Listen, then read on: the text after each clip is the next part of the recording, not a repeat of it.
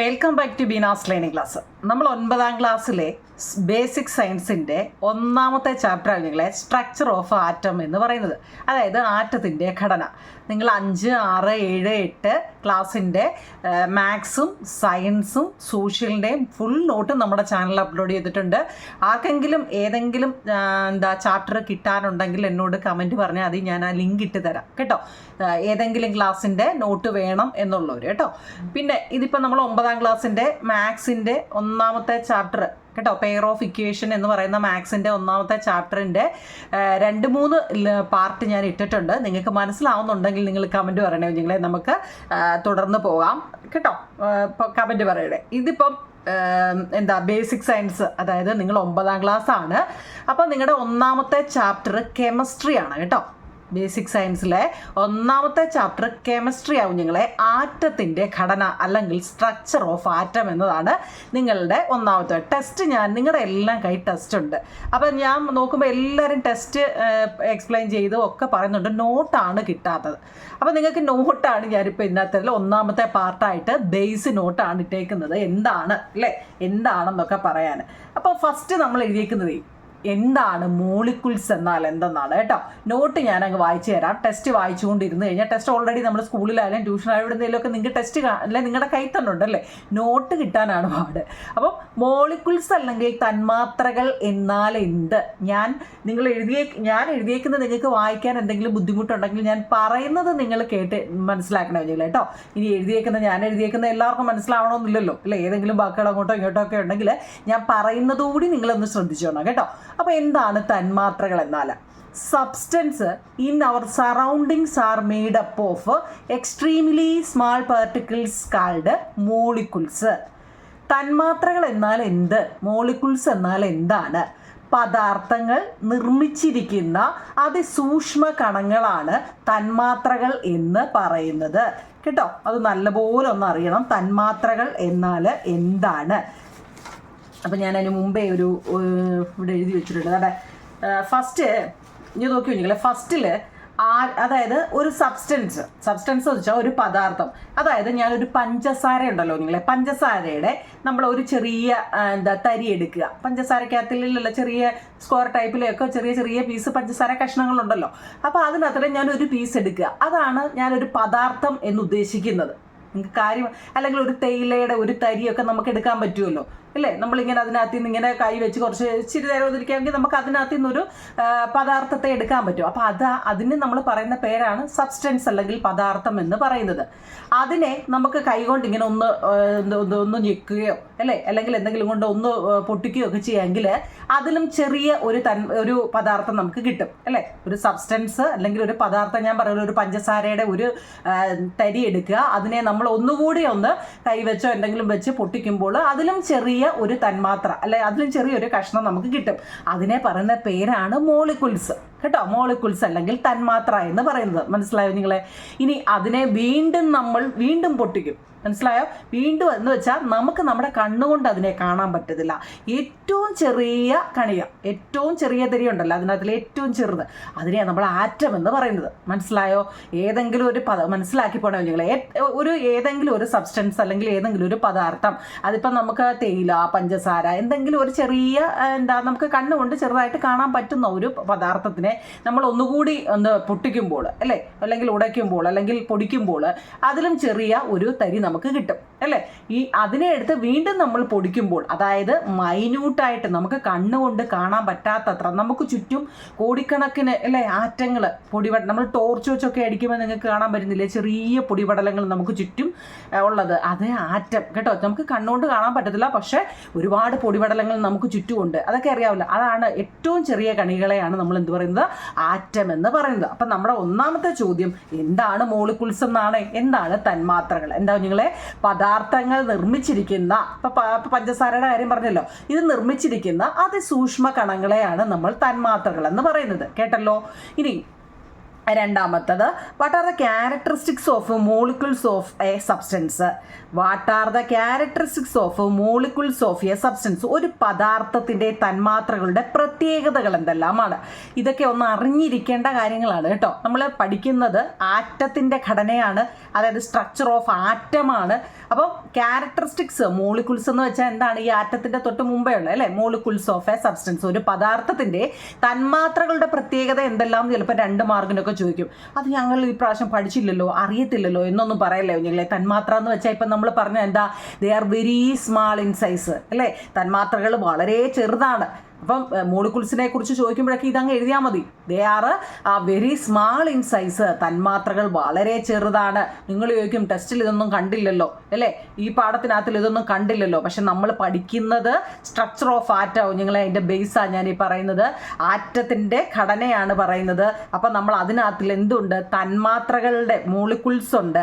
അപ്പോൾ അത് തന്മാത്രകൾ എന്ന് വെച്ച് കഴിഞ്ഞാൽ വളരെ ചെറുതാണ്. ദേ ആർ വെരി സ്മാൾ സൈസാണ്. അതുപോലെ തന്നെ എക്സ്ഹിബിറ്റ്, ആ സ്പെല്ലിംഗ് ഒന്ന് നോക്കണേ കേട്ടോ. Exhibit all the properties of the substance.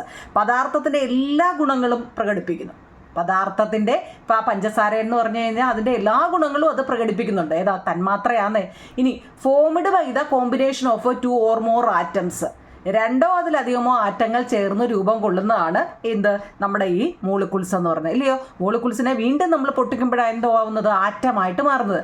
അപ്പോൾ 2 അതിലധികമോ അല്ലേ ആറ്റങ്ങൾ ചേർന്ന് രൂപം കൊള്ളുന്നതാണ് മോളിക്യൂൾസ്. ഇത് നിങ്ങളൊന്ന് പഠിച്ചു വെച്ചേക്കണേ. മോളിക്യൂൾസുമായിട്ട് ബന്ധപ്പെട്ട് എന്ത് ചോദിച്ചാലും ഇത് എഴുതിയാലും മാർക്ക് കിട്ടും. കാരണം എന്താ? തന്മാത്രകൾ വളരെ ചെറുതാണ് അല്ലേ. പദാർത്ഥത്തിൻ്റെ ഏത് പദാർത്ഥമാണോ, ഇപ്പോൾ തേയിലയാണ് നമ്മൾ എടുക്കുന്നത് അല്ലേ, പദാർത്ഥം അല്ലേ. സബ്സ്റ്റൻസ് എന്ന് വെച്ചാൽ എന്താ? നമ്മൾ എന്ത് വസ്തുവിനെയാണോ എടുക്കുന്നത് അതിൻ്റെ ഗുണങ്ങൾ അത് കാണിക്കും കേട്ടോ. പിന്നെ ഈ നമ്മൾ പറഞ്ഞു പദാർത്ഥം അല്ലെ പഞ്ചസാരയുടെ ആ ഒരു ഇതെടുത്തു കഴിഞ്ഞാൽ അതിനെ ഒന്ന് പൊടിക്കുമ്പോഴാണ് മോളിക്യൂൾസ് ആവുന്നത്. വീണ്ടും അതിനെ പൊടിച്ച് വെറും എന്താ നൈസായിട്ടുള്ള അല്ലേ കണ്ണുകൊണ്ട് കാണാൻ പറ്റാത്തത്ര ഇതിലോട്ട് മാറ്റുമ്പോഴാണ് അത് ആറ്റമാവുന്നത്. അപ്പോൾ 2 അതിലധികമോ ആറ്റങ്ങളൊക്കെ ചേർന്ന് രൂപം കൊള്ളുന്നതാണ് മോളിക്യൂൾസ്. ഇതൊക്കെ ഒന്ന് പഠിച്ച് നിങ്ങൾ 9ാം ക്ലാസ് ആണ് കുഞ്ഞുങ്ങളെ. നമ്മൾ 8 വരെ പഠിച്ച കാര്യങ്ങളെക്കാൾ ഇരട്ടി പഠിക്കാനുണ്ട് 9ാം ക്ലാസ്സിൽ കേട്ടോ. ഈ 10ാം ക്ലാസ്സിനെക്കാട്ടിലും കൂടുതൽ പഠിക്കാനുള്ളത് 9ാം ക്ലാസ്. അപ്പൊ നിങ്ങൾ എന്താ ഇതിന്റെ ഒന്നും ആവശ്യമില്ല എന്നൊന്നും വിചാരിക്കരുത്. എല്ലാം നമുക്ക് ആവശ്യമുള്ളതാണ് കേട്ടോ. അപ്പോൾ നമ്മൾ പഠിച്ചത് ഫസ്റ്റ് പഠിച്ച് എന്താണ് തന്മാത്ര അല്ലെ മോളിക്യൂൾസ് എന്നാൽ എന്ത്. രണ്ടാമത് പഠിച്ചത് എന്താ? ഈ തന്മാത്രകൾ, ഒരു പദാർത്ഥത്തിന്റെ തന്മാത്രകളുടെ പ്രത്യേകതകൾ എന്തെല്ലാം, ക്യാരക്ടറിസ്റ്റിക്സ് ആണ് പഠിച്ചത്. മനസ്സിലാക്കി വെച്ചേക്കണേ അതൊന്നും കേട്ടോ. അപ്പോൾ എന്താ ഈ ആറ്റം അല്ലേ? നമ്മുടെ പാഠത്തിൻ്റെ പേര് സ്ട്രക്ചർ ഓഫ് ആറ്റം ആണ്. എന്താണ് ഈ ആറ്റം? ആറ്റങ്ങൾ എന്നാൽ എന്താ? Atom molecules of all substance R made up of extremely small particles called atom. പരീക്ഷയ്ക്ക് ചിലപ്പോൾ വാട്ട് ഈസ് ആറ്റം എന്നൊന്നും ചോദിക്കത്തില്ല കേട്ടോ. അത് LKG UKG ഒക്കെ ചോദിക്കുന്നതാണ്. പക്ഷെ ഇതുമായിട്ട് ബന്ധപ്പെട്ട ചോദ്യങ്ങൾ ചോദിക്കും കേട്ടോ. ഇതുമായിട്ട് അതായത് മോളിക്യൂൾസ് നമ്മൾ ആറ്റത്തെ ബേസ് ചെയ്തുള്ള ചോദ്യം വരും കുഞ്ഞുങ്ങളെ. അത് അങ്ങോട്ട് പോകുമ്പോൾ ഞാൻ പറയാം. അപ്പോൾ അതൊക്കെ പഠിച്ചിരിക്കണം. എല്ലാ പദാർത്ഥത്തിൻ്റെയും തന്മാത്രകൾ നിർമ്മിച്ചിരിക്കുന്ന അതിസൂക്ഷ്മ കണങ്ങൾ. മുമ്പ് നമ്മൾ പറഞ്ഞില്ലേ എന്താ? തന്മാത്രകളെ വീണ്ടും വിഘടിച്ചാണ് എന്തുണ്ടാകുന്നത്? ആറ്റങ്ങൾ ഉണ്ടാകുന്നത്. അപ്പോൾ ഏത് പദാർത്ഥവും ആയിക്കോട്ടെ, നമ്മളിപ്പോൾ കുറേ പറഞ്ഞു തേയിലയും പഞ്ചസാരയുടെ ഒക്കെ കാര്യം പറഞ്ഞു അല്ലേ. എല്ലാ പദാർത്ഥത്തിൻ്റെ, അത് ഏതോ ആയിക്കോട്ടെ, എല്ലാ പദാർത്ഥത്തിൻ്റെയും തന്മാത്രകൾ നിർമ്മിച്ചിരിക്കുന്ന സൂക്ഷ്മ കണങ്ങളാണ് ആറ്റങ്ങളെന്ന് പറയുന്നത്. എല്ലാം ഓരോ വരിയേ ഉള്ളൂ, ചെറിയ ക്വസ്റ്റ്യൻ ആൻസറുകളാണ് കേട്ടോ. ഓക്കെ ആണോ? ഇനി ഹൂ പ്രപ്പോസ്ഡ് അറ്റോമിക് തിയറി. ഈ ആറ്റത്തെക്കുറിച്ചല്ലേ നമ്മൾ പഠിക്കുന്നത്. ഈ അറ്റോമിക സിദ്ധാന്തം ആവിഷ്കരിച്ചത് ആരാണ്? 1 മാർക്കിൻ്റെ വളരെ പ്രധാനപ്പെട്ട ഒരു ചോദ്യമാണ്. അറ്റോമിക സിദ്ധാന്തം ആവിഷ്കരിച്ചത് ആരാണ്? John Dalton. ഇംഗ്ലീഷും മലയാളവും എല്ലാ ക്വസ്റ്റ്യൻ ആൻസറും ഇംഗ്ലീഷും മലയാളവുമാണ് ഞാൻ എഴുതുന്നത്. അപ്പം നിങ്ങൾക്ക് കേൾക്കുമ്പോൾ തന്നെ അങ്ങ് പഠിച്ചോ കേട്ടോ. ഇപ്പോൾ അറ്റോമിക് ആറ്റത്തെക്കുറിച്ചാണെങ്കിൽ നമ്മൾ പഠിക്കുന്നത്. അറ്റോമിക് തിയറി, അതൊരു തിയറിയാണ്, ഒരു 7-8 പോയിന്റുള്ള ഒരു തിയറിയാണ്. ഇതിൻ്റെ ഹൂ പ്രപ്പോസ്ഡ്, അറ്റോമിക സിദ്ധാന്തം ആവിഷ്കരിച്ചത് ആരാണ്? John Dalton. ഈ 4 ഓക്കെ ആണോ നിങ്ങളെ? ഓക്കെ ആണല്ലോ. നമുക്ക് 5ാമത്തേലോട്ട് കയറാം. നമ്മളിപ്പോൾ അറ്റോമിക് തിയറി ഞാൻ പറഞ്ഞല്ലോ 5 ഉണ്ടെന്ന് അല്ലേ. എന്താണ് ഈ ആറ്റത്തിനെ കുറിച്ച് ചോദിക്കുമ്പോൾ എഴുതാനുള്ള കാര്യങ്ങളാണ്. ഇതിപ്പോൾ തന്നെ നിങ്ങൾ അങ്ങ് പഠിച്ചു, കാരണം നിസാര കാര്യമാണ്, പിന്നത്തേക്ക് മാറ്റി വെക്കണ്ട. നോക്കൂ നിങ്ങൾ, അയാൾ കേൾക്കുമ്പോൾ നിങ്ങൾക്കത് മനസ്സിലാവും. Matter is made up of minute particles called atom. നോക്കിയേ, എല്ലാ പദാർത്ഥങ്ങളും ആറ്റം എന്ന് പറയുന്ന അതിസൂക്ഷ്മ കണങ്ങളാൽ നിർമ്മിതമാണ്. ശരിയല്ലേ? ഇല്ലേ? ഒരു ആറ്റം എന്ന് പറഞ്ഞാൽ ജസ്റ്റ് നമ്മളിപ്പോൾ ചെറിയ ഏതെങ്കിലും ഒരു വസ്തു എടുത്തോ, മീൻസ് ഇവിടെ ഇപ്പോൾ ഒരു ക്യൂടെക്സ് ഏർപ്പെടുന്നുണ്ട്. ഇതിനെ നമ്മൾ ഇതിൻ്റെ മണ്ടഭാഗമോ ഏതെങ്കിലും നമ്മൾ പൊടിച്ച് അല്ല ഇതിൻ്റെ ചെറിയൊരു പീസ് എടുത്തിട്ട് കഴിഞ്ഞാൽ അതിനെ വീണ്ടും വീണ്ടും പൊടിച്ച് എന്താവും നിങ്ങളെ, അതായത് ഏതോ പദാർത്ഥം ആയിക്കോട്ടെ, ഇനി അത് പോട്ടെ, ഏത് പദാർത്ഥങ്ങളായിക്കോട്ടെ, എല്ലാ പദാർത്ഥങ്ങളും ഇപ്പം ഇന്നതൊന്നൊന്നുമില്ല, എല്ലാ പദാർത്ഥങ്ങളും ആറ്റം എന്ന് പറയുന്ന അതിസൂക്ഷ്മ കണങ്ങളാൽ നിർമ്മിതമാണ് കേട്ടോ. ഓക്കെ ആണല്ലോ. Matter is made up of minute particles called atom അല്ലേ? പറയാൻ പറ്റുന്നുണ്ടല്ലോ. 2, atom cannot be divided during chemical reaction. രാസപ്രവർത്തന വേളയിൽ ആറ്റത്തെ വിഭജിക്കാൻ നമുക്ക് കഴിയില്ല. അതിൻ്റെ ക്വസ്റ്റ്യൻ ആൻസർ ഉണ്ട് കേട്ടോ. Atom cannot be divided during chemical reaction. Chemical reaction എന്ന് വെച്ചാൽ എന്താ നിങ്ങളെ, രാസപ്രവർത്തന വേളയിൽ ആറ്റത്തെ നമുക്ക് വിഭജിക്കാൻ കഴിയില്ല കേട്ടോ. Atoms can neither be created nor destroyed. അതുപോലെ തന്നെ ഈ ആറ്റത്തെ നമുക്ക് നിർമ്മിക്കുവാനോ നശിപ്പിക്കുവാനോ കഴിയില്ല. ചെറിയ മൈന്യൂട്ടായ പൊടിയെ നമുക്ക് എങ്ങനെങ്കിലും ആ പൊടി തന്നെ നമുക്ക് ഉണ്ടാക്കാൻ പറ്റുമോ? ഇല്ല. അതിനെ നമുക്ക് നിർമ്മിക്കാനും പറ്റില്ല. അതിനെ പൊടിയായതുകൊണ്ട് അതിനെ നമ്മളിപ്പോൾ എന്തെങ്കിലും ചെയ്തു കഴിഞ്ഞാൽ അത് നശിച്ചിട്ടുണ്ടോ ഇല്ലയോ എന്നൊന്നും നമുക്കറിയാൻ പറ്റത്തില്ല കേട്ടോ. അതൊരു തിയറമാണ്. Atom can neither be created nor destroyed. ആ 2 വരി പഠിച്ചോ നിങ്ങളെ. എല്ലാ പദാർത്ഥങ്ങളും ആറ്റം എന്ന് പറയുന്ന അതിസൂക്ഷ്മ കണങ്ങളാൽ നിർമ്മിതമാണ്. Matter is made up of minute particles called atom. Atom cannot be divided during chemical reaction. രാസപ്രവർത്തന വേളയിൽ നമുക്ക് ആറ്റത്തെ വിഭജിക്കാൻ കഴിയില്ല. Atom can neither be created nor destroyed. ഇത് ഈ ആറ്റം സംബന്ധിച്ചുള്ള ബേസ് ആണ് നിങ്ങൾ കേട്ടോ. ആറ്റത്തെ നമുക്ക് എന്ത് ചെയ്യാൻ പറ്റത്തില്ല, നിർമ്മിക്കുവാനോ നശിപ്പിക്കുവാനോ കഴിയത്തില്ല. ഇതൊക്കെ അറ്റോമിക് തിയറമാണ്. ഇത് കണ്ടുപിടിച്ച ആരാ? John Dalton. അറ്റോമിക് തിയറി കേട്ടോ. അറ്റോമിക സിദ്ധാന്തം പറയുന്ന കാര്യങ്ങളാണ് ഇതെല്ലാം. ആറ്റത്തെ നമുക്ക് നിർമ്മിക്കുവാനോ നശിപ്പിക്കുവാനോ കഴിയില്ല. അതുപോലെ തന്നെയാണ് atom of the same elements R identical in properties, size and mass. ഒരു മൂലകത്തിന്റെ എലമെന്റ്സ് എന്ന് വെച്ചാൽ എന്താ? മൂലകങ്ങൾ. ഏതൊക്കെ എലമെന്റ്സുകൾ എന്ന് പറയോ? എലമെന്റ്സുകൾ പോട്ടെ, ഇനി അതിൻ്റെ പുറകെ പോട്ടെ അല്ലേ. ഒരു മൂലകത്തിൻ്റെ ആറ്റങ്ങളെല്ലാം അതിൻ്റെ ഗുണത്തിലും വലിപ്പത്തിലും മാസിലും എപ്പോഴും സമാനമായിരിക്കും കേട്ടോ. ഇത് കറക്റ്റായിട്ട് അങ്ങ് പഠിക്കണേ. ഒരു മൂലകത്തിൻ്റെ എലമെൻറ്റ്സ് ആണ് മൂലകത്തിൻ്റെ ആറ്റംസ്, അതിൻ്റെ ഗുണങ്ങളിൽ ഐഡൻറ്റിക്കൽ പ്രോപ്പർട്ടീസ്, അതിൻ്റെ സൈസ്, അതിൻ്റെ മാസ്, ഇതെല്ലാം എന്തായിരിക്കും? Identical in properties, size and elements ഇതെല്ലാം സെയിം ആയിരിക്കും അല്ലേ. എല്ലാം ഒരേ മൂലകത്തിൻ്റെ എല്ലാ ആറ്റങ്ങളെല്ലാം ഗുണത്തിലും വലിപ്പത്തിലും മാസിലും സമാനമായിരിക്കും. അതുപോലെ atom of different elements differ in there properties and mass. വ്യത്യസ്ത മൂലകങ്ങളുടെ ആറ്റങ്ങൾ വ്യത്യസ്ത ഗുണങ്ങളും മാസും ഉള്ളവയായിരിക്കും. വ്യത്യസ്ത മൂലകങ്ങളുള്ള ആറ്റങ്ങൾക്ക് ഇപ്പോൾ പഞ്ചസാരയുടെ ഒരു ചെറിയ കണികൾ എടുക്കുന്നതും നമ്മൾ ഈ പറഞ്ഞ തേയിലയുടെ ഒരു ചെറിയ കണികൾ എടുക്കുന്നതും അതാ വ്യത്യസ്ത മൂലകങ്ങളുടെ മൂലകങ്ങൾ എലമെന്റ്സ് ആട്ടോ. അതിലെ ആറ്റങ്ങൾ വ്യത്യസ്ത ഗുണങ്ങളും മാസും ഉള്ളവയായിരിക്കും. അതുപോലെ atom is the smallest particle that can take part in chemical reaction. രാസപ്രവർത്തനത്തിൽ ഏർപ്പെടാൻ കഴിയുന്ന ഏറ്റവും ചെറിയ കണികകളാണ് നമ്മുടെ ആറ്റം അല്ലേ. രാസപ്രവർത്തനത്തിൽ ഏർപ്പെടാൻ കഴിയുന്ന ഏറ്റവും ചെറിയ കണികളാണ് കുഞ്ഞുങ്ങളെ ആറ്റം. നമ്മൾ ആറ്റത്തിൻ്റെ കാര്യമാണ് പഠിക്കുന്നത്. കോമ്പൗണ്ട് എന്നാൽ എന്താണെന്ന് വെച്ച് കഴിഞ്ഞാൽ compound are formed when atom 2 or more elements combine in A simple ratio. 2 അതിലധികമോ മൂലകങ്ങളുടെ ആറ്റങ്ങൾ ലളിതമായ അനുപാതത്തിൽ സംയോജിച്ചാണ് സംയുക്തങ്ങൾ അല്ലെങ്കിൽ കോമ്പൗണ്ടുകൾ ഉണ്ടാകുന്നത്. അപ്പോൾ നിങ്ങൾ ഇതിനകത്തിലെ ഒരു 4 എണ്ണം എങ്കിലും ഒന്ന് മനസ്സിൽ, ഞാൻ 6 എണ്ണവും പഠിക്കേണ്ടതെന്ന് വെച്ചാൽ അറിയേണ്ട കാര്യങ്ങളാണ്. നിങ്ങളുടെ ടെസ്റ്റിൽ ഫസ്റ്റ് പേജിൽ ഇതൊന്നും അല്ല തന്നെ. പക്ഷെ നമ്മൾ സ്ട്രക്ചർ ഓഫ് ആറ്റമാണ് പഠിക്കുന്നത്. ആറ്റത്തിൻ്റെ കാര്യങ്ങൾ മാത്രമേ ഈ ചാപ്റ്ററിൽ നമ്മൾ പഠിക്കുന്നുള്ളൂ. അപ്പോൾ എല്ലാ പദാർത്ഥങ്ങളും ആറ്റം എന്ന് പറയുന്ന സൂക്ഷ്മകണങ്ങളാൽ നിർമ്മിച്ചതാണ് ഈ ആറ്റം കേട്ടോ. ആറ്റം എന്തുവാണെന്നും ആറ്റത്തെ നമുക്ക് നിർമ്മിക്കുവാനോ നശിപ്പിക്കാനോ ഒന്നും നമുക്ക് പറ്റത്തില്ല അല്ലേ. ഒരു മൂലകത്തിൻ്റെ ആറ്റങ്ങളെല്ലാം ഗുണത്തിലും വലുപ്പത്തിലും അതിൻ്റെ മാസിലും എപ്പോഴും സമാനമായിരിക്കും. അപ്പം നിങ്ങൾ അങ്ങനെ ഒരു 3 or 4 എണ്ണം നല്ലതുപോലെ അങ്ങ് പഠിച്ചു വെച്ചേക്കണം കേട്ടോ. മനസ്സിലായോ നിങ്ങളെ? അതായത് major ideas of atomic theorem ചോദിച്ചു കഴിഞ്ഞാൽ എഴുതാനൊന്ന് പഠിച്ചു വെച്ചിരിക്കണം കേട്ടോ. ഓക്കെ ആണല്ലോ. നമുക്ക് അടുത്ത് എടുക്കാം. ഇപ്പം നമ്മൾ പറഞ്ഞു ഈ അറ്റോമിക് തിയറി കണ്ടുപിടിച്ചത് ആരാന്ന് നമ്മൾ പഠിച്ചു. ആരാണ്? ജോൺ ഡാൾട്ടൺ ആണല്ലേ. അറ്റോമിക് ആറ്റത്തെക്കുറിച്ചാണ് നമ്മൾ പഠിക്കുന്നത്. അറ്റോമിക് തിയറം കണ്ടുപിടിച്ചത് ആരാണ്? ജോൺ ഡാൾട്ടൺ ആണ്. അപ്പം ഡാൾട്ടനിസം എന്ന് പറഞ്ഞൊരു സാധനവും കൂടെ ഉണ്ട്. എന്തോന്നറിയോ? Proponent of atomic theory he had colour blindness, so these disease came to be known as Daltonism. അതായത് ആറ്റം സിദ്ധാന്തത്തിന്റെ ഉപജ്ഞാതാവ് ജോൺ ഡാൾട്ടൺ ആണ്. നമ്മളത് പഠിച്ചു അല്ലേ. ആറ്റം സിദ്ധാന്തത്തിന്റെ ഉപജ്ഞാതാവ് ജോൺ ഡാൾട്ടൺ ആണ്. ഒരു മാർക്കിന് ചോദിക്കുകയെ ഇദ്ദേഹത്തിന് നിറങ്ങൾ തിരിച്ചറിയാൻ കഴിയാത്ത ഒരു അസുഖമുണ്ടായിരുന്നു. ഏത് നിറമാണെന്ന് അദ്ദേഹത്തിന് അത് തിരിച്ചറിയാൻ പറ്റത്തില്ല.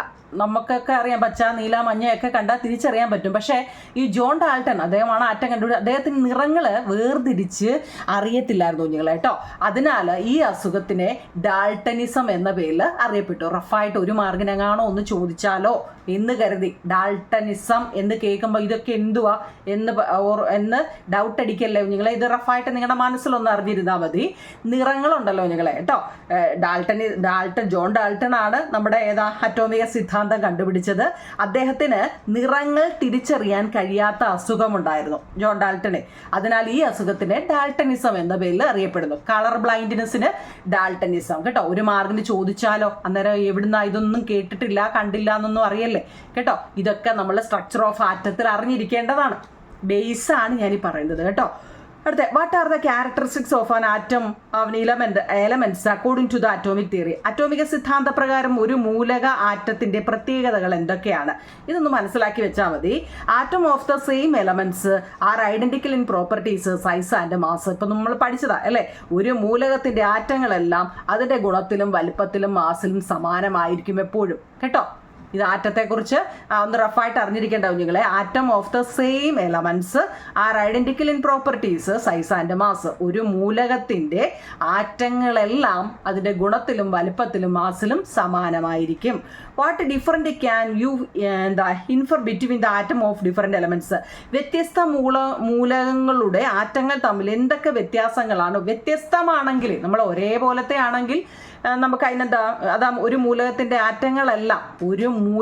ആറ്റങ്ങളെല്ലാം അതിന്റെ ഗുണത്തിലും വലിപ്പത്തിലും മാസിലും എപ്പോഴും സമാനമായിരിക്കും. എന്നാൽ വ്യത്യാസമാണെങ്കിലോ, വ്യത്യസ്ത മൂലകങ്ങളാണെങ്കിലോ, വ്യത്യസ്ത മൂലകങ്ങളുടെ ആറ്റങ്ങൾ എപ്പോഴും വ്യത്യസ്ത ഗുണങ്ങളായിട്ട് മാറും അല്ലേ. അതിന്റെ വ്യത്യസ്ത ഗുണങ്ങളും മാസും ഉള്ളവയായിരിക്കും. അപ്പൊ ഇത് ഒരേപോലത്തെ ആണെങ്കിൽ ഒരേ ഗുണവും വലിപ്പവും ഒക്കെ ആയിരിക്കും. വ്യത്യസ്തമാണെങ്കിൽ അതിന്റെ വ്യത്യസ്ത ഗുണങ്ങളായിരിക്കും അല്ലേ.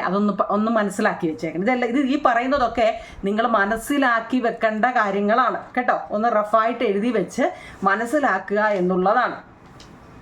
അപ്പം നമ്മൾ ഇനിയും പ്രധാനപ്പെട്ട, അതായത് നമ്മുടെ ടെസ്റ്റിൽ ഇതെല്ലാം നമ്മൾ ആറ്റമായിട്ട് ബന്ധപ്പെട്ട കാര്യങ്ങളാണ് പറഞ്ഞുകൊണ്ടിരുന്നത് കേട്ടോ. ഇനി നമുക്ക് അറിഞ്ഞിരിക്കേണ്ട ഏറ്റവും പ്രധാനപ്പെട്ട കാര്യങ്ങളിലോട്ടാണ് നമ്മൾ പോകുന്നത്. നമ്മൾ പഠിച്ചത് ആറ്റത്തെക്കുറിച്ചാണ്. ആറ്റത്തിൻ്റെ ഐഡിയ ഓഫ് ആറ്റോമിക് തിയറി പഠിച്ചു അല്ലേ. ആറ്റോമിക സിദ്ധാന്തം അല്ലെങ്കിൽ ആറ്റോമിക് തിയറി കണ്ടുപിടിച്ചത് ജോൺ ഡാൾട്ടൺ ആണ്. അദ്ദേഹത്തിൻ്റെ കളറുകളെ കുറിച്ച് അറിയാൻ വയ്യ അല്ലേ. അതിനെ ഡാൾട്ടനിസം എന്ന പേരിൽ അറിയപ്പെട്ടു. പിന്നെ ഇത് ഡിഫറൻറ്റ് ആറ്റം ആണെങ്കിൽ അതിൻ്റെ അല്ലേ, ഒരു മൂലകത്തിൻ്റെ അല്ലെ എലമെന്റ്സിന്റെ ആറ്റങ്ങളെല്ലാം അതിന്റെ ഗുണത്തിലും വലിപ്പത്തിലും ഒക്കെ വ്യത്യാസം, മാസിലും ഒക്കെ എപ്പോഴും സമാനമായിരിക്കും. അങ്ങനെയൊക്കെയുള്ള കുറേ കാര്യങ്ങളാണ് നമ്മൾ പഠിച്ചത്. ഇനിയുള്ളത് ഏറ്റവും പ്രധാനപ്പെട്ട കാര്യങ്ങളിലോട്ടാണ് നമ്മൾ ഇനിയും പോകുന്നത്. അതായത് ഞാൻ നോട്ട് മാത്രമേ പറയുന്നുള്ളൂ കുഞ്ഞുങ്ങളെ കേട്ടോ. ടെസ്റ്റിനകത്തിലുണ്ട്, വിശദമായിട്ട് ടെസ്റ്റിലെല്ലാം ഉണ്ട്. സബ് അറ്റോമിക് പാർട്ടിക്കിൾസ് അല്ലെങ്കിൽ സബ് അറ്റോമിക് കണങ്ങൾ എന്നാൽ എന്ത്? അപ്പോൾ ആറ്റത്തെക്കുറിച്ചാണ് നമ്മൾ പഠിക്കുന്നത്. ഇതിനകത്ത് നോട്ട് എഴുതി വെച്ചേക്കുന്നതുകൊണ്ടാണ് ഇത് നമ്മൾ ഓരോന്നായിട്ട് പറഞ്ഞു നമുക്ക് ഒരുപാട് സമയം പോകുന്നതുകൊണ്ട് നോട്ടായിട്ട് ഞാനങ്ങ് തന്നതാണ്. സബ് അറ്റോമിക് പാർട്ടിക്കിൾസ് എവിടെ കേട്ടാലും atomic particles, sub atomic particles അല്ലെങ്കിൽ സബ് അറ്റോമിക് കണങ്ങൾ ഏതൊക്കെയാണെന്ന് ഉറപ്പായിട്ടും ചോദിക്കും. എഴുതിക്കോ കുഞ്ഞുങ്ങളെ. പ്രോട്ടോൺ, ന്യൂട്രോൺ, ഇലക്ട്രോൺ കേട്ടോ. ഈ 3 എണ്ണമാണ്. പ്രോട്ടോൺ, ഇലക്ട്രോൺ, ന്യൂട്രോൺ കേട്ടോ. ഇത് 3 എണ്ണം, അത് ഓർഡർ ഒന്നുമില്ല. ആ 3 എണ്ണം നിങ്ങൾ എങ്ങനെയെങ്കിലും കേട്ടോ. ന്യൂട്രോൺ ഫസ്റ്റ് പറഞ്ഞത്, ഇലക്ട്രോൺ അങ്ങനെയൊന്നുമില്ല. ആ 3 എണ്ണത്തിൻ്റെയും പേര് പറഞ്ഞിരിക്കണം. പ്രോട്ടോൺ, ഇലക്ട്രോൺ, ന്യൂട്രോൺ കേട്ടോ. അത് നല്ലതുപോലെ പഠിച്ചിരിക്കണേ. 1 മാർക്കിൻ്റെ ഒന്നാമത്തെ ചാപ്റ്ററിലെ ഏറ്റവും പ്രധാനപ്പെട്ട ചോദ്യം ഇത് തന്നെയാണ്. സബ് അറ്റോമിക് പാർട്ടിക്കിൾസ് കേട്ടോ. സബ് അറ്റോമിക കണങ്ങൾ ഏതൊക്കെയാണ്? Proton, electron, neutron. മലയാളം ഇംഗ്ലീഷും എഴുതി വെച്ചിട്ടുണ്ട്. ഇനി ഇതിനെല്ലാം ഓരോ ചാർജുകളുണ്ട്. ചാർജ് മറക്കല്ലേ കുഞ്ഞുങ്ങളെ. പ്രോട്ടോണിന് പോസിറ്റീവ് ചാർജാണ് കേട്ടോ. പ്രോട്ടോണിന് പോസിറ്റീവ് ചാർജാണ്. അപ്പോൾ അതിൻ്റെ തൊട്ട് പ്രോട്ടോൺ കഴിഞ്ഞാൽ പിന്നെ നമ്മൾ എപ്പോഴും സാധാരണ പറയുന്നത് ഇലക്ട്രോൺ തന്നെയാണ് കേട്ടോ. പ്രോട്ടോണിന് പോസിറ്റീവ് ചാർജ് ആണെങ്കിൽ ഇലക്ട്രോണിന് നെഗറ്റീവ് ചാർജാണ് കേട്ടോ. പ്രോട്ടോണിന് പോസിറ്റീവ് ചാർജ് ആണെങ്കിൽ ഇലക്ട്രോണിന് നെഗറ്റീവ് ചാർജാണ്. പക്ഷെ ന്യൂട്രൽ അല്ലേ, ന്യൂട്രോണിന് ചാർജ് ഒന്നുമില്ല, ചാർജ്ലെസ് ആണ്. ആരാണ്? ന്യൂട്രോണ്. ആ മൂന്നെണ്ണത്തെക്കുറിച്ച് നല്ലതുപോലെ അറിയണം കേട്ടോ. Neutron, proton, electron. ഓർത്തോണം കുഞ്ഞ്, ന്യൂട്രല് നമ്മൾ വണ്ടിയൊക്കെ ന്യൂട്രലിട്ട് പോകത്തില്ലേ, അപ്പോൾ എന്താ ആ 0 ആന്ന് ഓർത്തോണം. അതെന്ന് വെച്ചാൽ ചാർജ് ഇല്ല, ന്യൂട്രലിൽ പോയാൽ ചാർജ് ഇല്ല എന്നല്ല. അപ്പം നിങ്ങളുടെ മനസ്സിൽ അത് ഓർത്തോണം, ചാർജ് ഇല്ല, ന്യൂട്രോൺ ചാർജ് ഇല്ല. പക്ഷെ പ്രോട്ടോൺ പോസിറ്റീവ് ആണെങ്കിൽ ഇലക്ട്രോൺ നെഗറ്റീവ് ആണ് കേട്ടോ. അത് നല്ലപോലെ അറിയണേ, ഇനി അത് പറയണ്ടല്ലോ കേട്ടോ. എന്തെങ്കിലുമൊക്കെ ക്ലൂ വെച്ച് നിങ്ങളത് പഠിച്ചോണം, വളരെ ഇമ്പോർട്ടൻ്റ് ആണ്. ഇനി നോക്കിയേ, ആറ്റത്തിൻ്റെ പടം നമ്മളിവിടെ കൊടുത്തിട്ടുണ്ടോ? നിങ്ങളുടെ ടെസ്റ്റിലൊക്കെ കൊടുത്തിട്ടുണ്ട് കേട്ടോ. എന്താ നോക്കിക്കേ, ഇതിപ്പോൾ വേണ്ട ഇത് വേണ്ട, ഒന്ന് ഇതിനെ വട്ടത്തിലൊന്ന്, അതിൻ്റെ ഇതിനൊക്കെ ഓരോ ഇതിനെയൊക്കെ ഷെല്ലെന്നാണ് പറഞ്ഞത് കേട്ടോ. ഇതൊക്കെ എന്താ ഷെല്ലുകളാണ് കേട്ടോ. ഷെൽ ഇങ്ങനെ ഓരോന്ന് ഇതിനെ എന്താ KLMNO എന്ന് പറയുന്ന ഇങ്ങനെ ഷെല്ലുകളാണ്. അപ്പോൾ ഇവിടെ ഫസ്റ്റ് നോക്കൂ നോക്കിയേ, ആദ്യത്തേതാണ് ഏറ്റവും ചെറിയ ഷെല്ല്. അതിനെ നമ്മൾ ഒരു സർക്കിൾ വരച്ചു കഴിഞ്ഞാൽ അതിൻ്റെ നമ്മൾ ഇതിനെ നമ്മൾ എന്താ പറയുന്നത്, കേന്ദ്രം അല്ലെങ്കിൽ സെൻറ്റർ എന്നാണ് പറയുന്നത് അല്ലേ. അപ്പോൾ ഈ ആറ്റത്തിൻ്റെ കേന്ദ്രഭാഗത്തിനെ നമ്മൾ ന്യൂക്ലിയസ് എന്നാണ് പറയുന്നത്.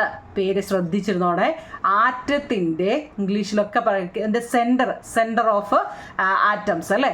ഒരു ആറ്റത്തിൻ്റെ കേന്ദ്രഭാഗത്തിനെ എന്ത് പേരിലാണ് അറിയപ്പെടുന്നത്? ഒരു മാർക്കിൻ്റെ ചോദ്യമാണ്. ന്യൂക്ലിയസ് കേട്ടോ. ആറ്റത്തിൻ്റെ കേന്ദ്രഭാഗം സെൻറ്ററിന് പറയുന്ന പേര് ന്യൂക്ലിയസ്.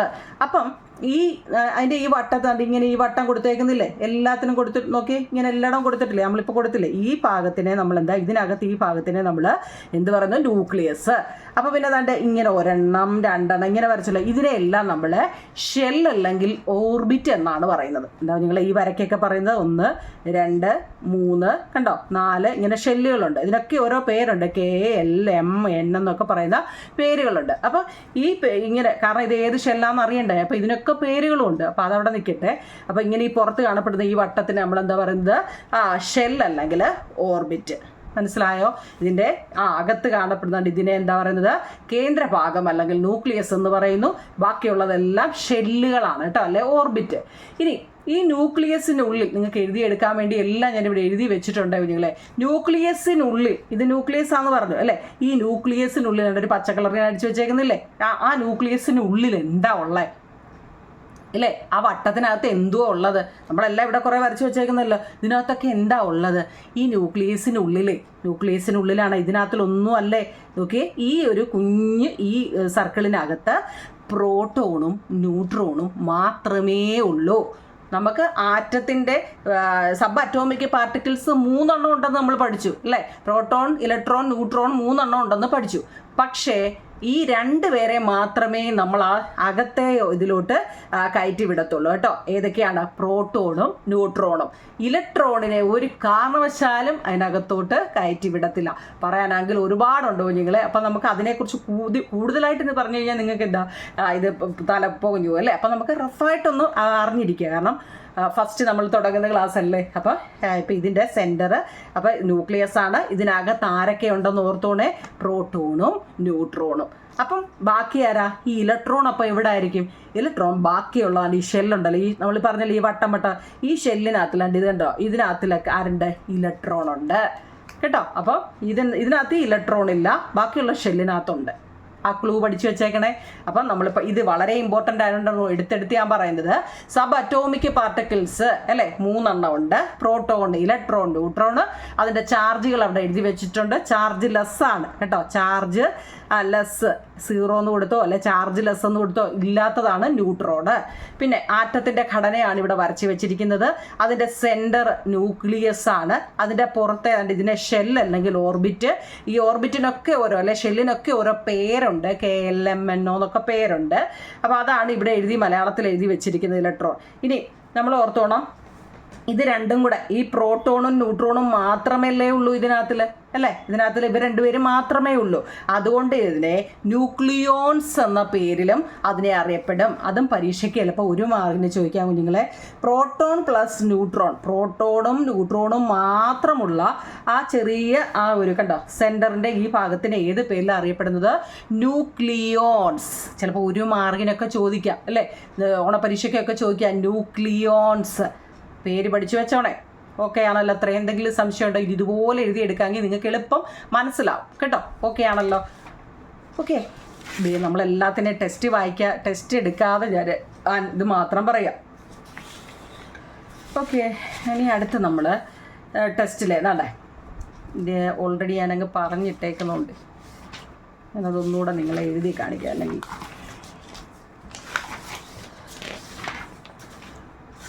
ഞാൻ നോക്കണേ നിങ്ങളെ വേണ്ടേ, നല്ലപോലെ നോക്കണേ.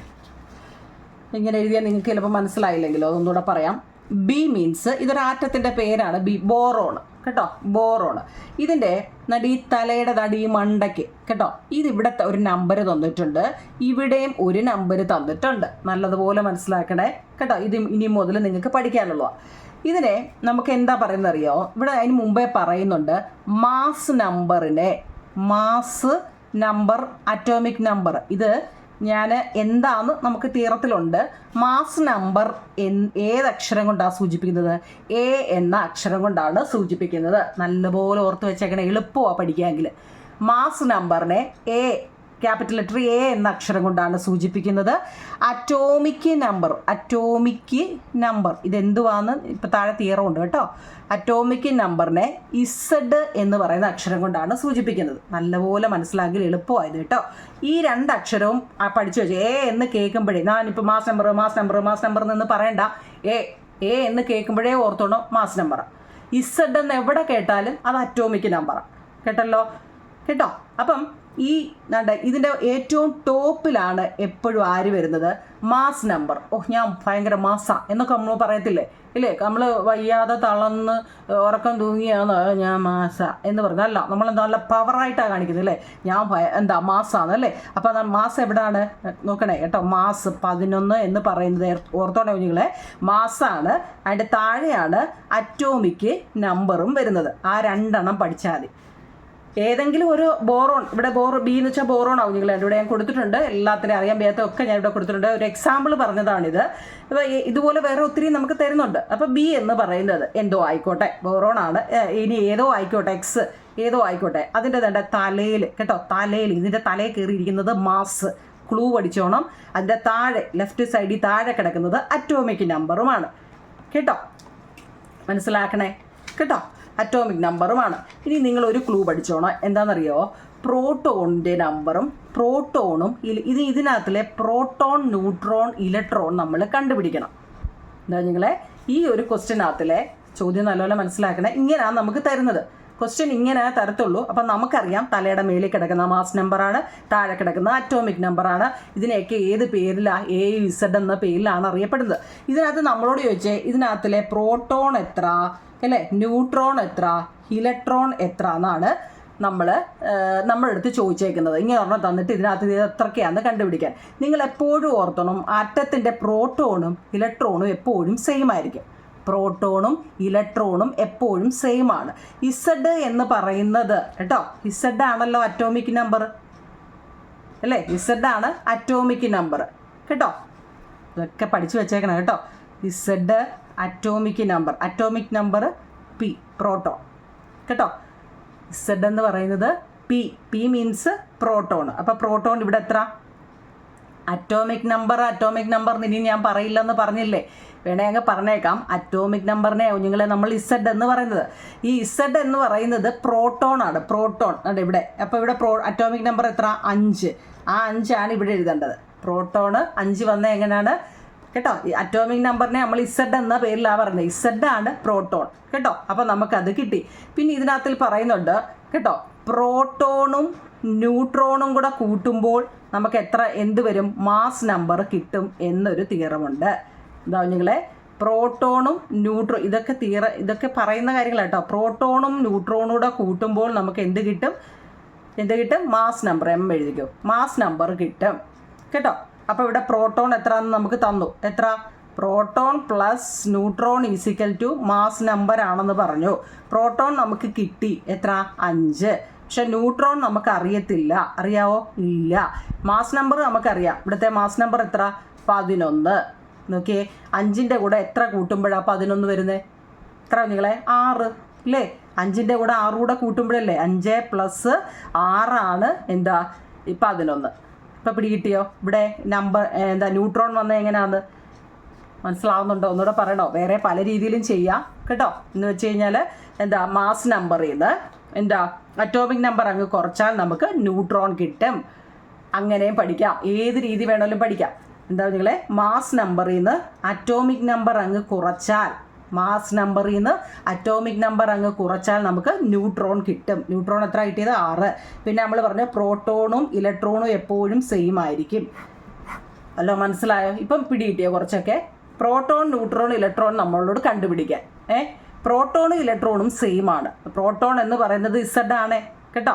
അത് പഠിച്ചു വെച്ചേക്കണേ. ഇസഡ് ആണ് പ്രോട്ടോൺ. അപ്പോൾ അത് നമുക്കറിയാം. ന്യൂട്രോൺ എന്ന് പറയുന്നത് ഈ മാസ് നമ്പറിൽ നിന്ന് അറ്റോമിക് നമ്പർ അങ്ങ് കുറച്ചാൽ മതി. പിടികിട്ടിയോ? ഒരെണ്ണം കൂടെ ഞാൻ പറഞ്ഞുതരാം. അപ്പോൾ നിങ്ങൾക്ക് കുറച്ചുകൂടെ മനസ്സിലാവും. രണ്ടാമത്തെ എക്സാമ്പിൾ Mg. Mg എന്ന് വെച്ചാൽ എന്താ? മഗ്നീഷ്യം. അതിൻ്റെ നോക്കിയേ, താഴെ വരുന്ന എന്താണെന്ന് നമ്മൾ പഠിച്ചു? Atomic number. മറക്കല്ലേ? അറ്റോമിക് നമ്പർ താഴെ, മാസ് എപ്പോഴും തലയ്ക്ക് മുകളിൽ അല്ലേ? 24 ഇങ്ങനെ തന്നേക്കുക. അപ്പോൾ ഇതിനകത്ത് നമ്മൾ എന്തൊക്കെ കണ്ടുപിടിക്കണം? പ്രോട്ടോൺ കണ്ടുപിടിക്കണം അല്ലേ? ന്യൂട്രോൺ കണ്ടുപിടിക്കണം, ഇലക്ട്രോൺ കണ്ടുപിടിക്കണം. നമുക്കറിയാം എന്താ? ഇസഡ് ആണ് പ്രോട്ടോൺ എന്ന് നമ്മൾ പറഞ്ഞു. ഇസഡ് ആണ് പ്രോട്ടോൺ. എത്ര? 12. പ്രോട്ടോൺ 12 ആണെങ്കിൽ ഇലക്ട്രോണും എന്താ? 12. കിട്ടിയേ? ഇപ്പം പിടികിട്ടിയോ? പ്രോട്ടോൺ ഇസഡ് എന്ന് പറയുന്നത് എന്താണെന്ന് ഓർത്തോണ്ടോ നിങ്ങളെ? Proton. Z proton. Proton 12. Proton എത്രയാണോ അത് തന്നെയായിരിക്കും ഇലക്ട്രോൺ. അതിന് ഒരു മാറ്റവും ഇല്ല കേട്ടോ. അങ്ങനെയാണെങ്കിൽ ന്യൂട്രോൺ എന്താണെന്ന് മുമ്പ് നമ്മൾ പറഞ്ഞു അല്ലേ? മാസ് നമ്പറിൽ നിന്ന് എന്ത് ചെയ്താൽ മതി? മാസ് നമ്പറിൽ നിന്ന് അറ്റോമിക് നമ്പർ അങ്ങ് കുറച്ചാൽ മതി. 24ൽ നിന്ന് 12 പോയാൽ ബാലൻസ് 12. ഇപ്പോൾ പിടികിട്ടിയോ? ഇപ്പോൾ മനസ്സിലായല്ലോ? മനസ്സിലാവുന്നുണ്ടോ? മനസ്സിലാക്കണം കേട്ടോ. അപ്പോൾ നമ്മൾ ഒന്നുകൂടെ മനസ്സിലായെങ്കിൽ ബാക്കിലോട്ട് എടുത്ത് ഒന്ന് നോക്കണേ. കാരണം നമുക്ക് ഇനി ഇച്ചിരി കൂടെ പഠിക്കാനുണ്ട്. അതുകൊണ്ട് കേട്ടോ. അടുത്ത നമ്മൾ പഠിക്കുന്നത്, അപ്പോൾ നമ്മൾ അറ്റോമിക് നമ്പർ എന്താണ്? അറ്റോമിക് നമ്പറിനെ ഇസഡ് എന്ന അക്ഷരം കൊണ്ടും മാസ് നമ്പറിനെ എ എന്ന അക്ഷരം കൊണ്ടുമാണ് സൂചിപ്പിക്കുന്നത്. തലയ്ക്ക് മുകളിൽ ഓർത്തോണേ, നമ്മൾ ആദ്യമായിട്ട് പഠിക്കുകയാണെങ്കിൽ നിങ്ങൾ, അതുകൊണ്ടാണ് ഞാൻ ഈ കൊച്ചു പിള്ളേരുടെ കൂട്ട് തലയുടെ മുകളിൽ, താഴെ, മൂട്ടിൽ എന്നൊക്കെ പറയുന്നത്. മനസ്സിലാക്കുക എന്നുള്ളതാണ് കേട്ടോ.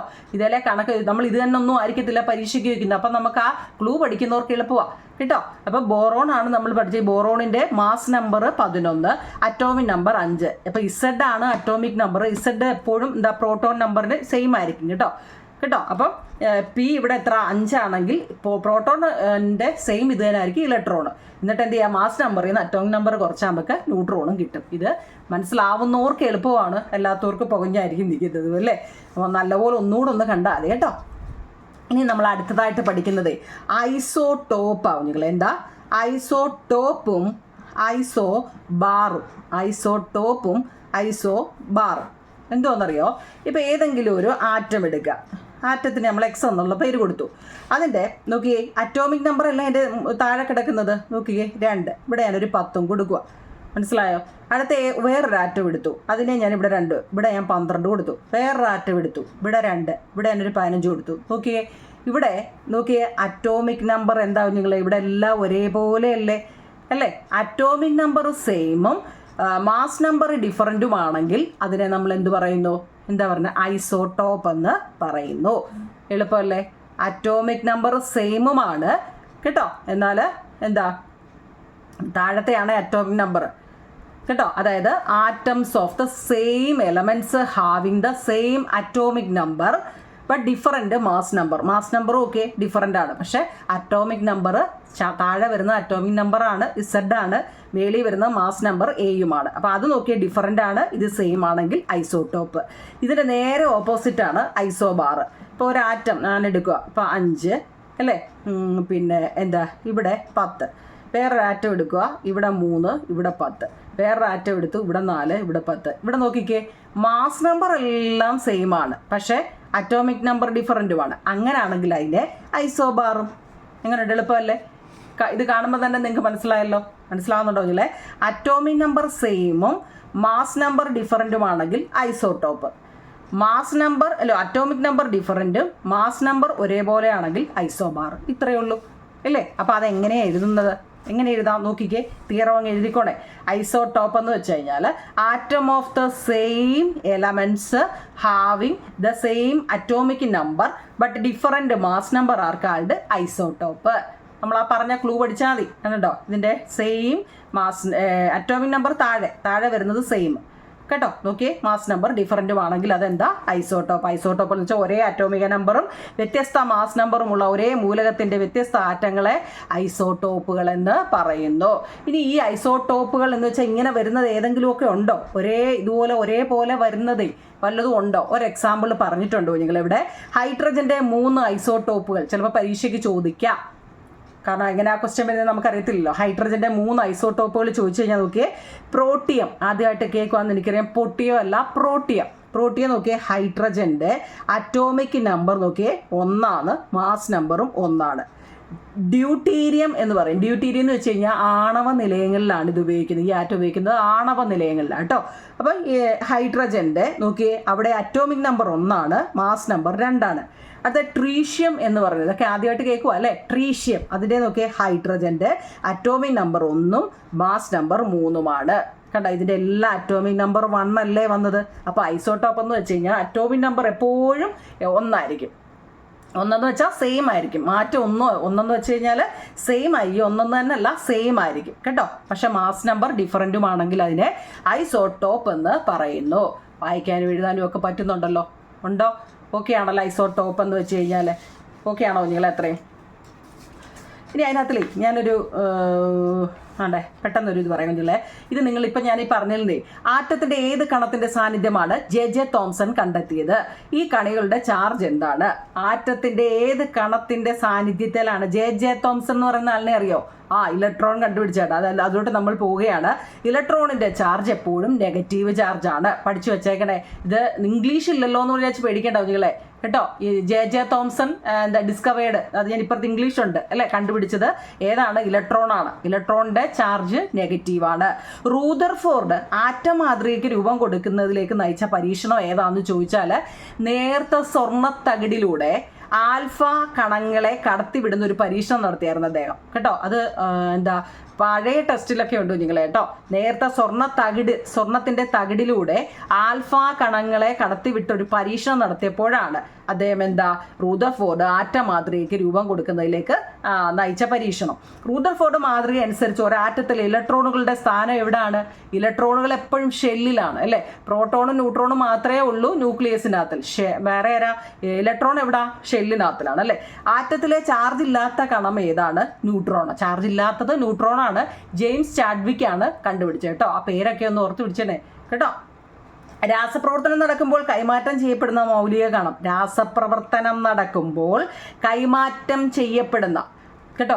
അതിലോട്ട് കയറുമ്പോൾ നമുക്ക് നല്ലപോലെ മനസ്സിലാവും. ഈ കെമിക്കൽ റിയാക്ഷൻ നടക്കുമ്പോഴേ ഒന്നിൽ നിന്ന് മറ്റൊന്നിലേക്ക് കൈമാറ്റം ചെയ്യപ്പെടുന്നത് ഇലക്ട്രോൺ ആണ് കേട്ടോ. അതൊക്കെ വളരെ ഇമ്പോർട്ടൻ്റ് ഇലക്ട്രോൺ. ഇനി മുമ്പ് നമ്മൾ പറഞ്ഞ രീതി അനുസരിച്ച് എക്സ് എന്ന ഒരാറ്റം, ഇങ്ങനെ ആ ചോദ്യം, എക്സ് എന്ന ഒരാറ്റത്തിൻ്റെ അറ്റോമിക നമ്പർ എന്ന് വെച്ച് കഴിഞ്ഞാൽ താഴെയാണ്. കുഞ്ഞുങ്ങളെ തിരിഞ്ഞു പോലെ ഇപ്പോൾ ഒരുപാട് വട്ടം ഞാൻ പറഞ്ഞു. മാസ് നമ്പർ എന്ന് വെച്ച് കഴിഞ്ഞാൽ മാസ് എപ്പോഴും മുകളിലാണ്. മാസ് നമ്പർ എങ്ങനെയാണ് നമ്മൾ എഴുതുന്നതെന്ന് ചോദിച്ചിട്ടുണ്ട്. ഈ ആറ്റത്തിലെ പ്രോട്ടോൺ ന്യൂട്രോൺ ഇവയൊക്കെ എത്ര എന്ന് കണ്ടുപിടിക്കാനും എങ്ങനെ ചെയ്യും നമ്മൾ നോക്കുന്നില്ല. ഇവിടെ അറ്റോമിക് നമ്പറിനെ നമ്മൾ ഏത് അക്ഷരം കൊണ്ടാണ് സൂചിപ്പിക്കുന്നത്? അറ്റോമിക് നമ്പറിനെ ഇസഡ് അല്ലേ ഇസഡ്. അപ്പം ഈ അറ്റോമിക് നമ്പർ എത്ര? പി എന്ന് പറഞ്ഞാൽ നമ്മൾ പറഞ്ഞു ഇസഡ് ആണ് അല്ലേ? ഇസഡ്, പി എന്ന് പറഞ്ഞാൽ ഇസഡ് ആണ്. ഇസഡ് ഇവിടെ എത്ര തന്നിരിക്കുന്നത്? 11 അല്ലേ? അപ്പോൾ അത് തന്നെ ആയിരിക്കും ഇലക്ട്രോണും. പ്രോട്ടോൺ എത്ര ആണോ അത് തന്നെ ആയിരിക്കും ഇലക്ട്രോണും അല്ലേ? നമ്മൾ പഠിച്ചു. അപ്പം ന്യൂട്രോൺ എത്ര എന്ന് പഠിക്കണമെന്നുണ്ടെങ്കിൽ മാസ് നമ്പറിൽ നിന്ന് അല്ലേ? മാസ് നമ്പറിൽ നിന്ന് ആ അറ്റോമിക് നമ്പർ അങ്ങ് കുറച്ചാൽ മതി. എത്ര വരും നമുക്ക്? മാസ് നമ്പറിൽ നിന്ന് അറ്റോമിക് നമ്പർ കുറച്ചാൽ 12 വരും കേട്ടോ. ഇത് നമ്മൾ കുറേ മുമ്പ് ചെയ്തതാണ്. A-Z അറ്റോമിക് മാസ് നമ്പറിൽ നിന്ന് അറ്റോമിക് നമ്പർ കുറച്ചാൽ നമുക്ക് എന്ത് കിട്ടും? ന്യൂട്രോൺ കിട്ടും കേട്ടോ. നമ്മൾ കുറേ ചെയ്തതാണ് നിങ്ങളെ കേട്ടോ. അപ്പം ഇതിൻ്റെ കണ്ടുപിടിച്ചത് ആരാ? മുമ്പ് നമ്മൾ പറഞ്ഞതാണ്, ഒരു സബ്സ്റ്റൻസ് എടുക്കുക, അതിനെ ചെറുതാക്കുമ്പോൾ മോളിക്യൂൾസ് ആവും, അതിനെ വീണ്ടും ചെറുതാക്കുമ്പോൾ ആറ്റവും അല്ലേ? ഇത് നല്ലപോലെ പഠിക്കണേ നിങ്ങളെ. പ്രോട്ടോൺ അതായത് നെയിം ഓഫ് പാർട്ടിക്കിൾസ് നമ്മൾ പറഞ്ഞു അല്ലേ, മുമ്പ് നമ്മൾ പറഞ്ഞതാണ് 3 ഉണ്ട്. പ്രോട്ടോൺ, ഇലക്ട്രോൺ, ന്യൂട്രോൺ ആണ്. ഈ പ്രോട്ടോൺ കണ്ടുപിടിച്ചത് ആരാണ്? Ernest Rutherford. മലയാളം ഇംഗ്ലീഷ് എഴുതി വെച്ചിട്ടുണ്ട്, അത് വൃത്തിയായിട്ട് എഴുതിയെടുക്കണം. ഇലക്ട്രോൺ കണ്ടുപിടിച്ചത് ജെ തോംസൺ ആണ്, ജെ തോംസൺ. ന്യൂട്രോൺ കണ്ടുപിടിച്ചത് ജെയിംസ് ചാഡ്വിക്ക് ആണ്, ജെയിംസ് ചാഡ്വിക്ക്. ഈ 3 പേരും നല്ലതുപോലെ പഠിച്ചിരിക്കണം. ഇവരുടെയൊക്കെ ചാർജ് നമ്മൾ പഠിച്ചതാണ് അല്ലേ.